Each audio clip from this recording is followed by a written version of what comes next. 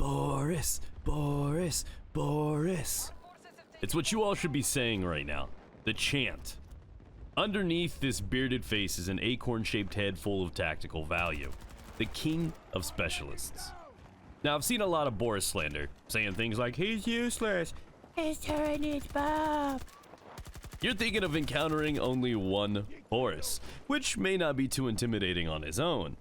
But you see, Boris is a pack animal. You add a few more Boris to the party, and you're gonna find it hard to walk the next day. That's where some of his value comes in. To all the people screaming to buff his turret, you're forgetting breakthrough exists. Defensive fortifications are his bread and butter. You need to account for multiple Boris and turrets. One turret likely won't kill you, but if 4 lock on you at once, I'd hate to be the first guy on the objective is all I'm gonna say. So for the uneducated, let's discuss his specialist kit. Reminder that all of this is subject to change as it is from our experience in the beta, and actually it already has.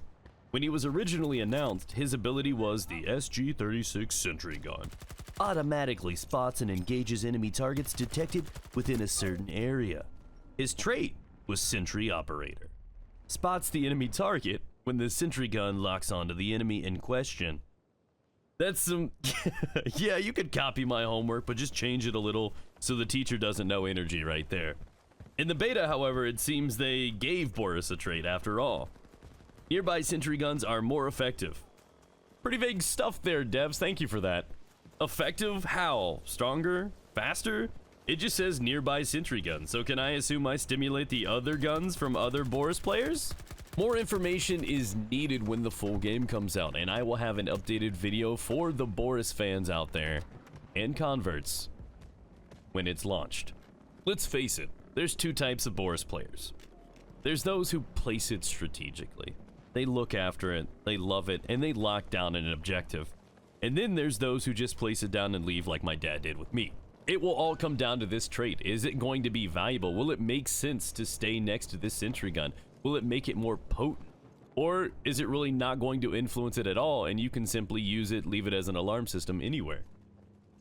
It may not be worth it to stay near it. It could be what makes it work. We will know in November. Now, I don't blame those who doubt Boris the Beast, because he's only been tested in Conquest, which is a moving game type, and stationary turrets lose a little value because of all of the mobility.